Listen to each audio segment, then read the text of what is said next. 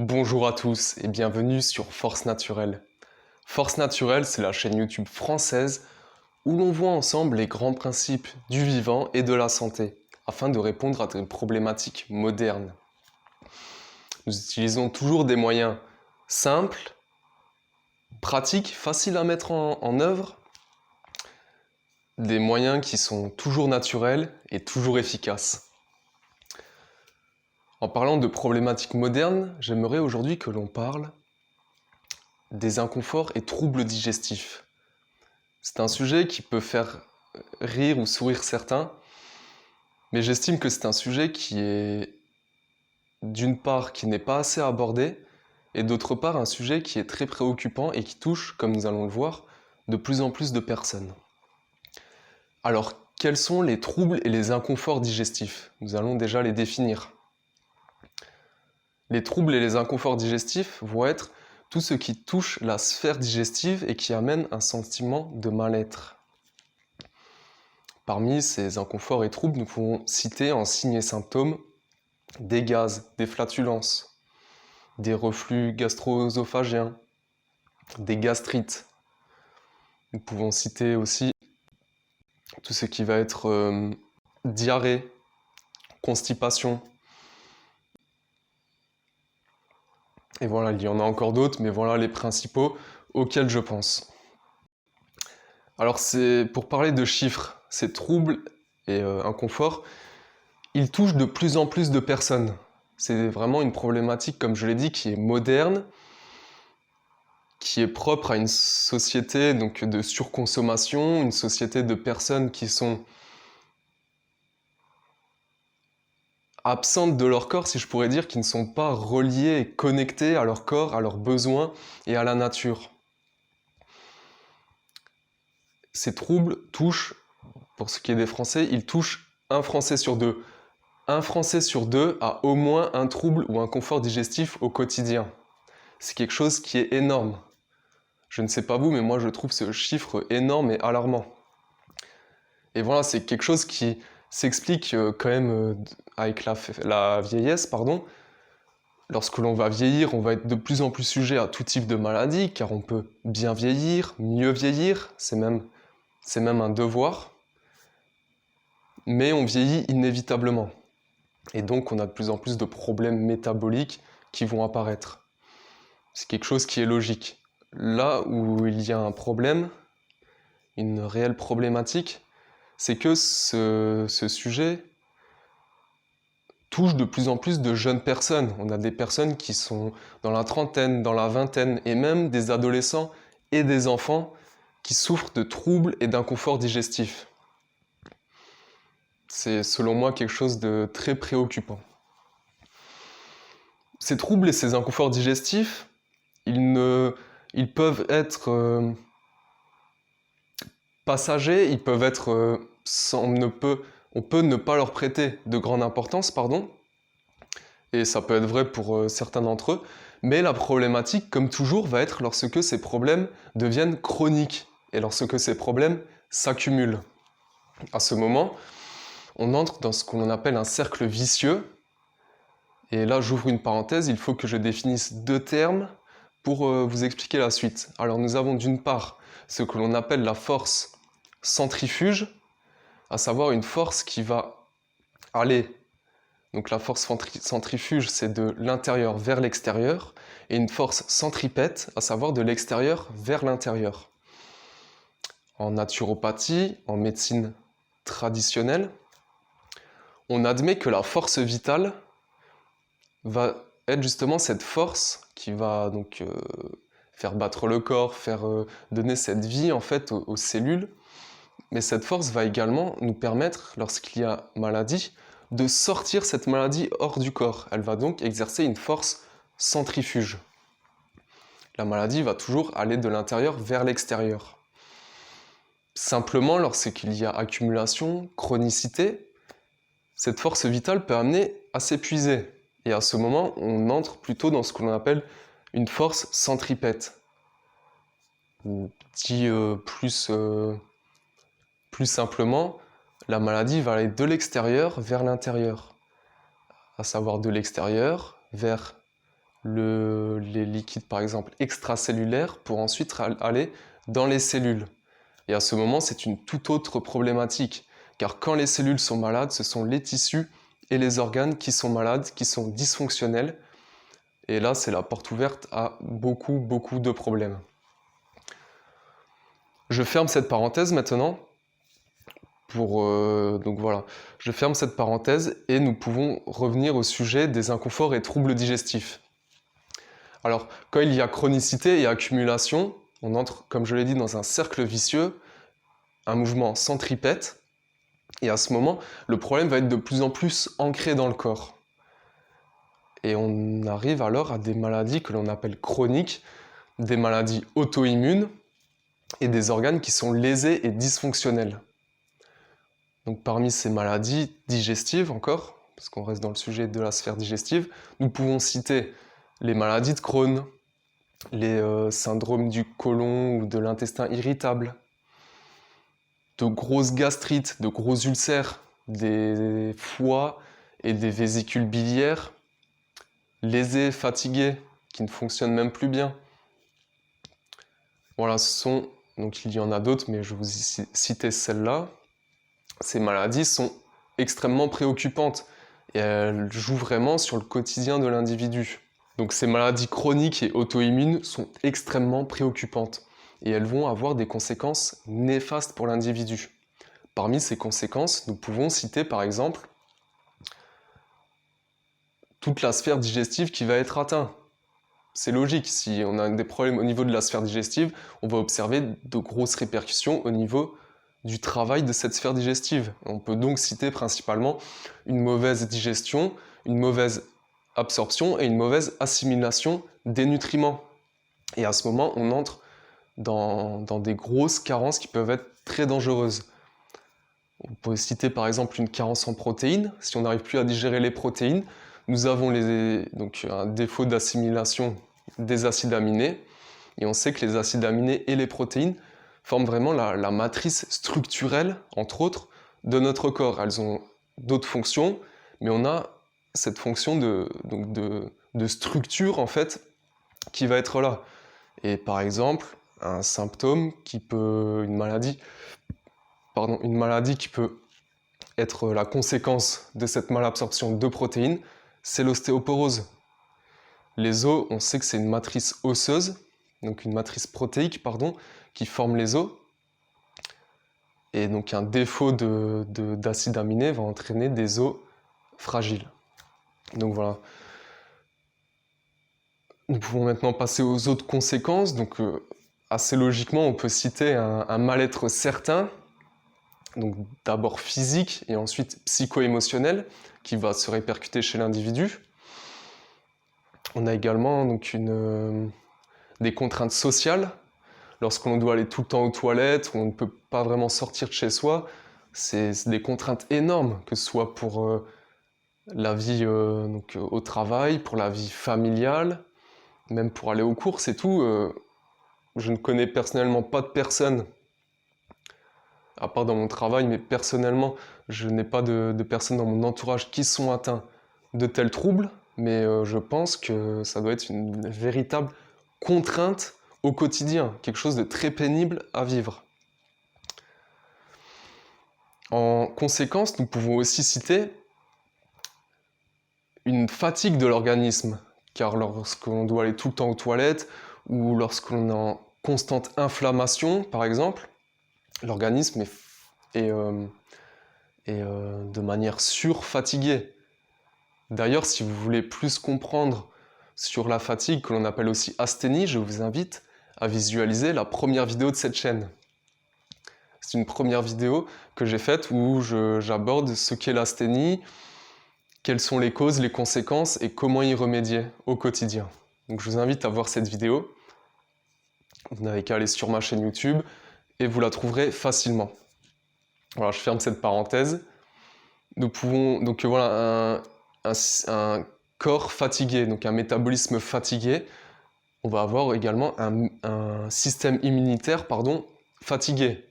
Donc un système immunitaire fatigué, il va être faible, et là c'est la proie, c'est la porte ouverte à toutes les les infections et les maladies, oui, les maladies infectieuses. Donc quelque chose de très dangereux aussi. On sait que le système immunitaire est très très important. Enfin, on peut citer en conséquence, pour finir, on peut citer la dysbiose. Donc la dysbiose, qu'est-ce que c'est? Ça va être tout le microbiote intestinal, à savoir toutes les bactéries, les virus, les micro-organismes en fait présents dans nos intestins, qui va être déséquilibré. Certaines bonnes populations vont être réduites au profit d'autres populations plus néfastes pour nous. Et voilà, on observe un déséquilibre là-dedans. Et ça, on sait aujourd'hui, avec énormément d'études aujourd'hui, c'est quelque chose qui est reconnu, que le microbiote a une incidence certaine sur notre mental, sur notre immunité aussi. Donc voilà, à chaque fois qu'on a une conséquence, elle va avoir une répercussion sur une autre. Et pareil, c'est un cercle vicieux. Voilà pourquoi il faut comprendre d'une part ces principes, et dans un second temps, il faut les respecter. Car lorsqu'on ne les respecte pas, on a une cascade en fait de choses néfastes, de choses dangereuses. Et si on s'en occupe jamais, au bout d'un moment, il est trop tard. Mais voilà, encore sur cette chaîne, comme ça devient une habitude, moi je vous invite à être proactif, à ne pas subir les choses, mais devenez les acteurs de votre santé. Je vous invite à comprendre des principes et à les respecter. Et à ne pas faire, ce que l'on vous dit, ce qu'une autorité supérieure vous dit. Non, prenez les choses en main. Et je peux vous garantir que pour certaines personnes, ça peut être un peu tard, mais pour d'autres personnes, si vous faites confiance à votre corps et vous respectez des principes, ces principes que l'on voit ensemble, vous n'aurez pas besoin d'aller chez le médecin, vous ne serez même pas malade.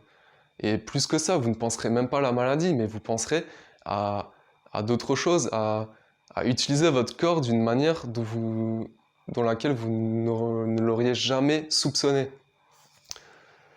Bon, voilà. Personnellement, moi, les inconforts digestifs et les troubles digestifs, j'en ai de temps en temps. Je pense que c'est quelque chose qui est normal, il ne faut pas s'alarmer si on a quelques gaz ou un peu de constipation ou des petites brûlures à l'estomac de temps en temps, tant que cela reste passager. Retenez que c'est la chronicité et l'accumulation qui fait qu'une chose devient dangereuse. Ce qui est important, c'est par contre de prendre en compte ces signes et symptômes et d'agir. Donc encore une fois, d'être proactif. On a un signe, on se demande ce que c'est, on se dit quel principe ce signe, qu'est-ce que ce signe me montre, quel principe n'a pas été respecté, qu'est-ce que je dois faire et qu'est-ce que je vais faire. Donc voilà, c'est une suite d'actions, de réflexions à mettre en place. N'ayez pas peur si vous avez un trouble ou un inconfort digestif, n'ayez pas peur, mais prenez-le en compte et agissez. Opérez un changement dans votre quotidien. Voilà pour l'introduction, nous avons vu ce que sont les inconforts digestifs. Je vous invite maintenant à aller dans la première partie, la première grande partie de cette vidéo, qui va être consacrée à voir ensemble les différentes causes des inconforts et troubles digestifs. Allez, c'est parti!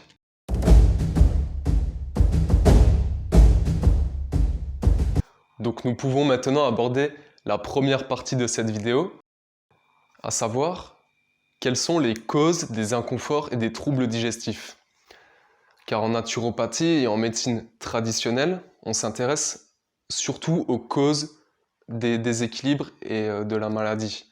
Certes, les signes et symptômes sont très intéressants et très importants à prendre en compte, car ils sont un message que nous envoie notre corps, mais c'est vraiment les causes qui nous intéressent.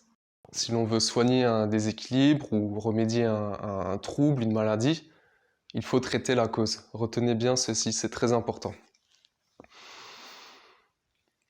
Pour en revenir à la sphère digestive, forcément, ce qui est logique, c'est que quelque chose qui va impacter la sphère digestive, ça va être l'alimentation.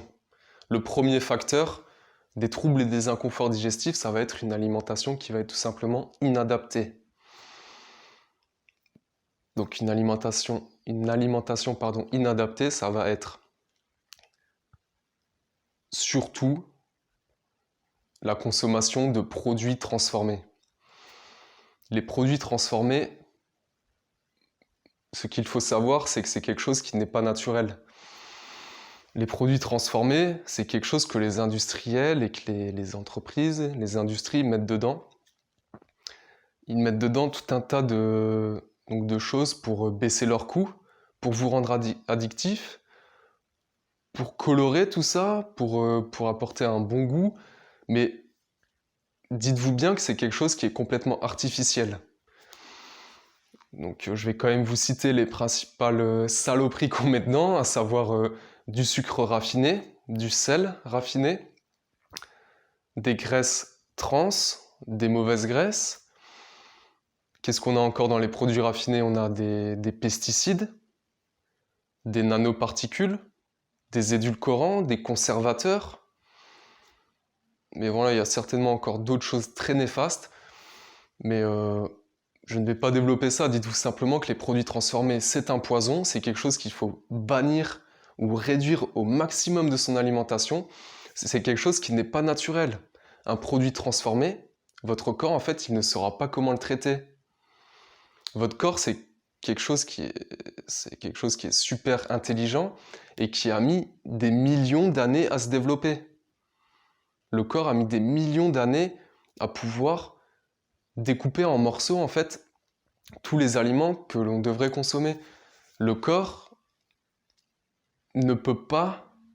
Le corps, en fait, ne comprend pas ce qu'est un aliment transformé. C'est quelque chose qu'il n'a jamais vu. Donc, génétiquement, il n'est pas préparé à pouvoir découper et encore moins à assimiler et à former un nouveau corps avec les nutriments présents dans les produits transformés.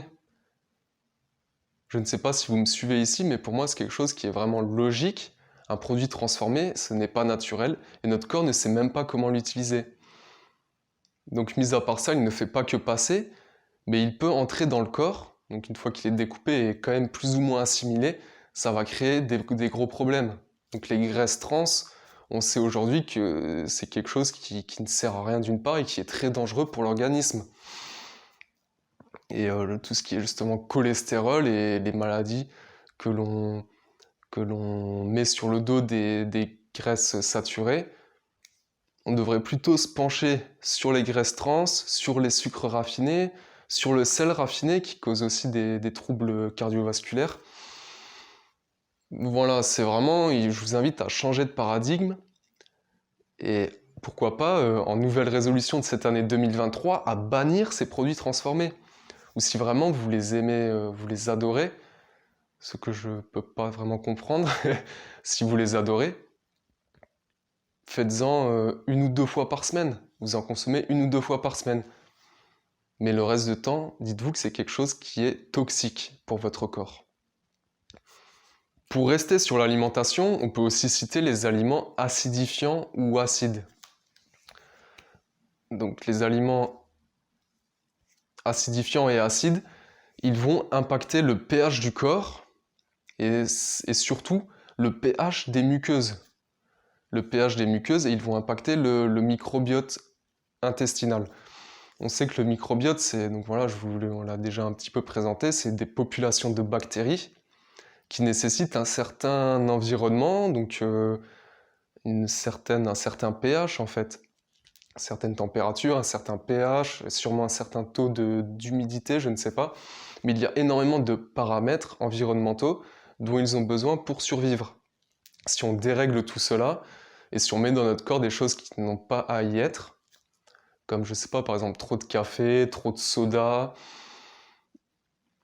trop de céréales, même trop de légumineuses, et ben là on va dérégler tout ça et puis instaurer petit à petit une dysbiose. Donc voilà pour l'alimentation. On peut aussi parler de l'hydratation qui est un pilier de la santé.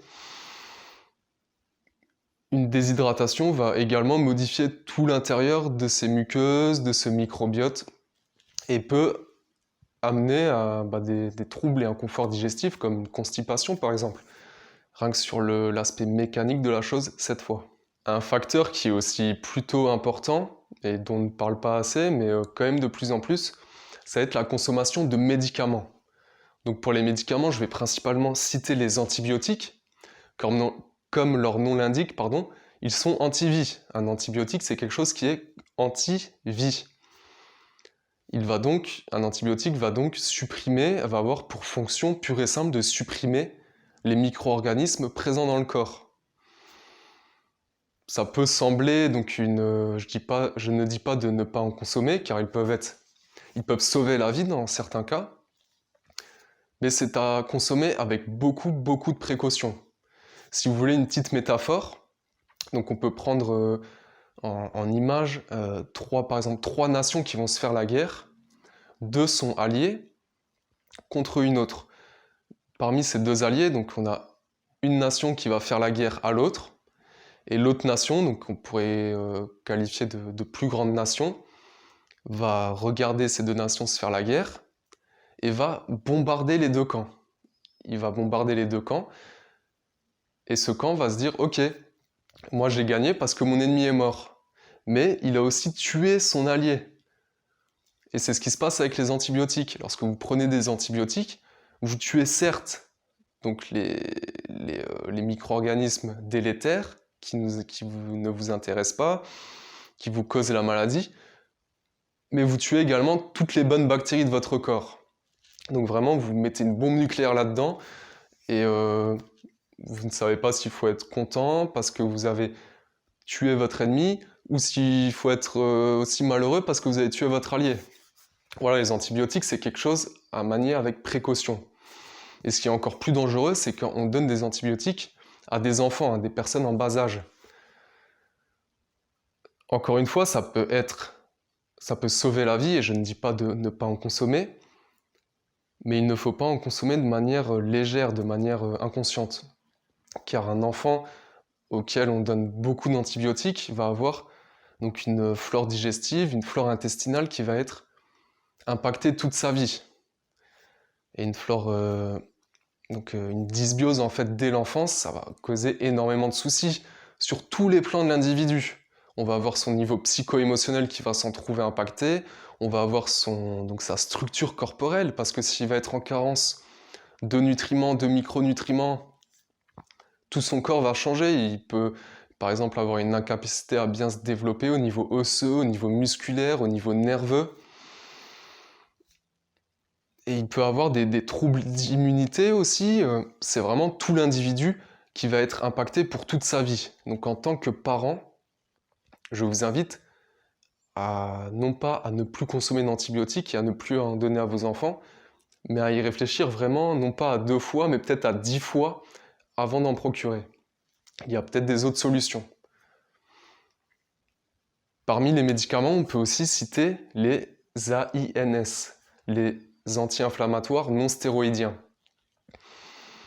Là aussi, je pense qu'ils peuvent avoir leur utilité, mais ce qui est sûr, c'est qu'aujourd'hui, ils sont distribués donc vraiment à tout va, et puis ça amène de gros problèmes, notamment chez les personnes âgées. Donc il me semble, je vérifierai, mais il me semble que les AINS perturbent le pH de l'estomac et ils entraînent donc des inconforts digestifs, des reflux et aussi des problèmes beaucoup plus graves, à savoir une mauvaise assimilation et digestion des protéines. Donc là aussi, les personnes âgées, on leur prescrit ça, et qu'est-ce qui arrive? On a vu que les protéines formaient la matrice osseuse, et donc une carence en protéines va entraîner une matrice osseuse faible, détériorée. Qu'est-ce qui va se passer logiquement ensuite? Ostéoporose. Donc voilà, c'est à se demander si vraiment ceux qui prescrivent cela à tout va réfléchissent vraiment à la santé, au bien-être et aux conséquences pour l'individu.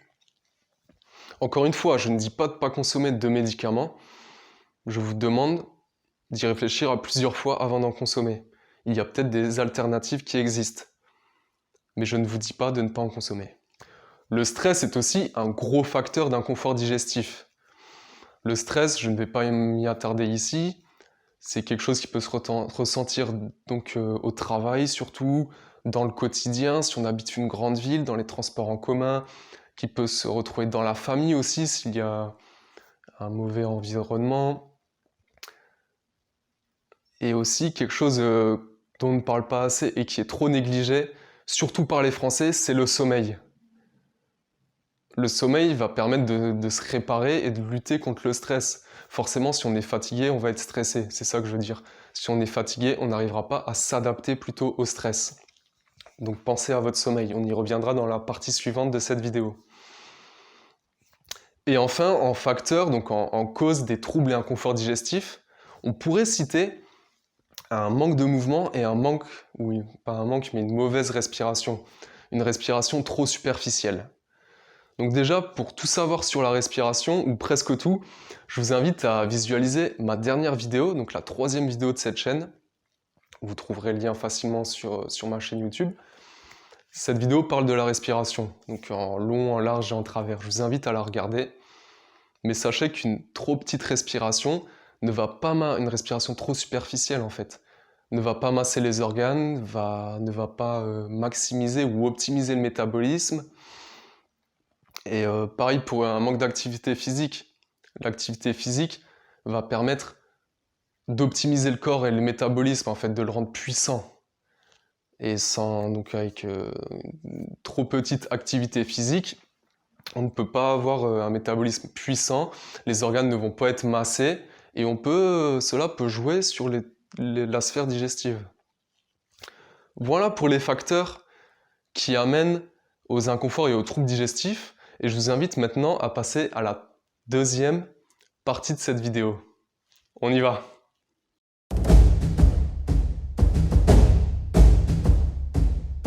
Nous pouvons maintenant aborder la dernière partie de cette vidéo, à savoir les conseils holistiques. Nous allons voir des conseils qui vont nous permettre d'avoir des outils simples, pratiques et efficaces et naturels à mettre en place au quotidien pour lutter contre les inconforts et les troubles digestifs. Donc très logiquement, le premier de ces conseils va se porter sur l'alimentation, car la sphère digestive va être une conséquence, la santé de la sphère digestive va être une conséquence de l'alimentation que l'on va consommer. Alors tout d'abord, je vous conseille de changer votre paradigme au niveau de l'alimentation et d'adopter une alimentation que je qualifie d'alimentation naturelle. Une alimentation naturelle, j'en ai déjà parlé dans mes posts sur Instagram, dans mes autres vidéos, c'est une alimentation dans laquelle on a banni ou réduit au maximum tout ce qui est produit transformé, tout ce qui est produit raffiné.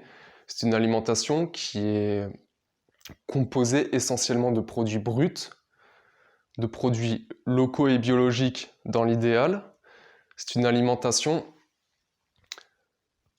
qui est cohérente, c'est-à-dire que on va consommer donc des plats, ce qu'on appelle des plats équilibrés, et des plats qui s'inspirent du mode d'alimentation de nos ancêtres, et donc c'est également aussi une alimentation qui va être individualisée en fonction de la génétique, de l'épigénétique et des besoins du moment de l'individu. Ensuite, une fois qu'on a déjà changé cette alimentation, je peux vous garantir que ça va vous opérer de grands changements et peut-être même, rien que ça, va avoir de grosses conséquences, de gros bénéfices sur vos problèmes d'inconfort digestif. Mais dans un deuxième temps, on peut changer, on peut réduire ou supprimer, réduire au maximum certains aliments, à savoir l'alcool. Donc l'alcool, c'est quelque chose de très néfaste. L'alcool, c'est un dissolvant en fait. Il va dissoudre tous les corps gras, toutes les muqueuses, et voilà, il va vraiment perturber le microbiote, que des effets délétères et très très graves pour l'organisme. Donc on va réduire l'alcool. Encore une fois, je le répète, on va réduire ou supprimer tout ce qui est aliments transformés, raffinés. On va également réduire au maximum les aliments acidifiants et acides, comme le café. Comme trop de légumineuses, trop de céréales. Tout ça, ça va apporter une acidité dans le corps qui va nécessiter de tamponner le milieu et qui va même avoir un bouleversement sur le pH des muqueuses, sur la santé du microbiote, comme on l'a vu. Nous pouvons également parler des produits animaux. Les produits animaux, moi personnellement j'en consomme beaucoup, mais je fais très attention à la source. Je vous déconseille de consommer ou de surconsommer des produits animaux de basse qualité. On sait que les produits animaux, donc d'animaux qui ont été élevés à la chaîne, qui ont été élevés en batterie, n'apportent rien de bon. Toutes ces hormones de stress et même tous ces antibiotiques, ces médicaments, cette mauvaise alimentation que on leur a donné toute leur vie, vont se répercuter dans la viande et les produits animaux de l'animal en question. C'est quelque chose qui est logique. Donc faites attention à la source et je vous déconseille de consommer trop de lait pasteurisé ou des produits animaux de piètre qualité en général.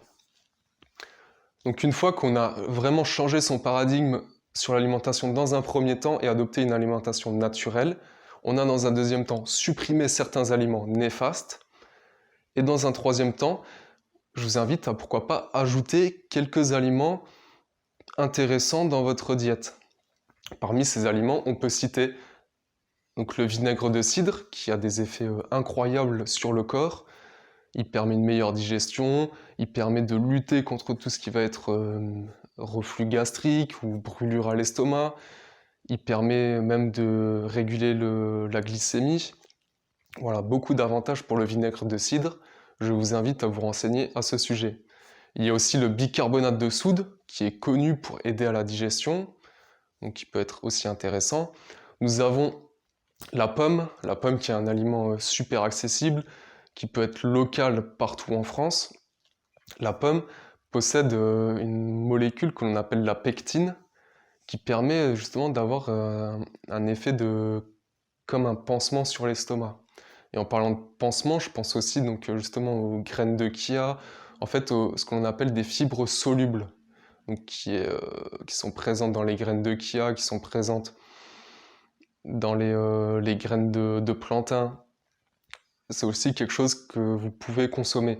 Ça va faire un tapis dans l'estomac, dans les intestins, pardon, une sorte de couche protectrice qui va faciliter, donc d'une part qui va jouer sur la santé des muqueuses et d'autre part qui va faciliter le transit dans les intestins. Parmi les aliments intéressants, on peut aussi citer plusieurs plantes, comme le gingembre et le curcuma, qui sont excellentes pour le foie et la digestion en général. Nous avons aussi la mélisse, la menthe, qui permettent de jouer sur le système digestif en général. Nous avons le fenouil, qui est très carminatif, donc qui lutte contre les ballonnements, les gaz, qui peut être intéressant, que ce soit en forme de graines ou en forme de légumes. Donc voilà pour l'alimentation, ça va vraiment être le principal facteur sur lequel on va jouer. Mais pas le seul, nous avons aussi l'hydratation. On sait qu'il faut beaucoup boire et boire suffisamment, donc en quantité et en qualité, à raison de petites gorgées, donc fréquemment dans la journée. Ça va permettre de mettre en route le système digestif et d'avoir un meilleur transit, tout simplement. Nous pouvons aussi parler du jeûne. Le jeûne consiste à une privation volontaire de nourriture sur une durée que l'on a définie au préalable. Le jeûne a énormément de bénéfices.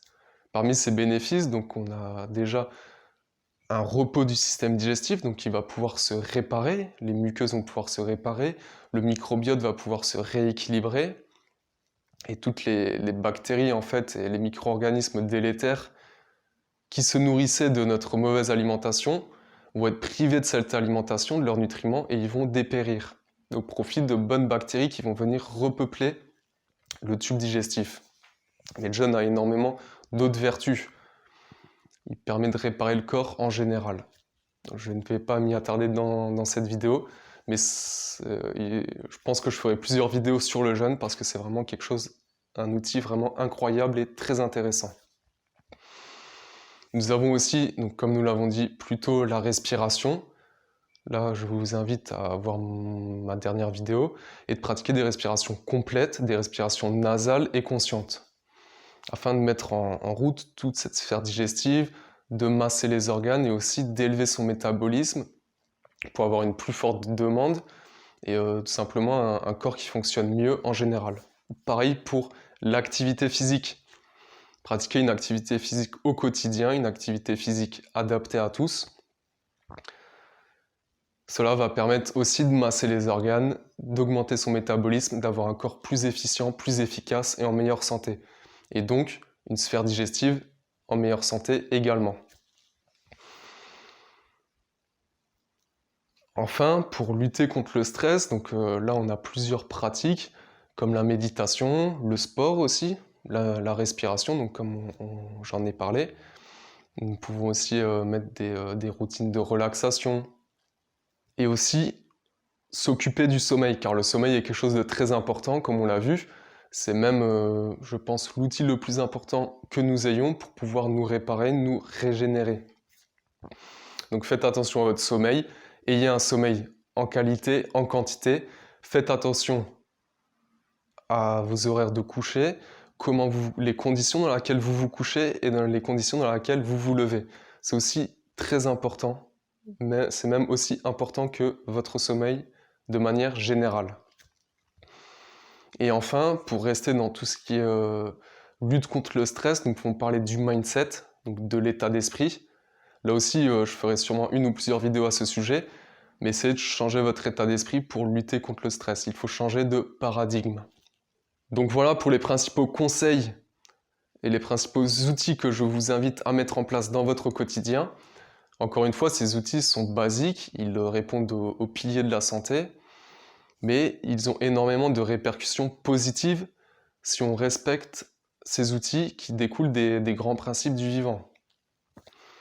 Donc encore une fois, ne cherchez pas des solutions complexes, mais plutôt des solutions simples à répéter de manière quotidienne. Voilà pour cette vidéo, j'espère qu'elle vous aura plu, que vous l'aurez trouvée intéressante, que vous y aurez trouvé des outils qui vous serviront.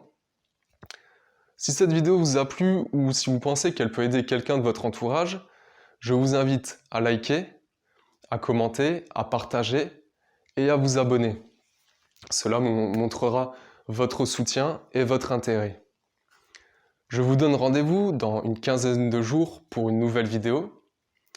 Et d'ici là, je vous dis force et vitalité. À la prochaine.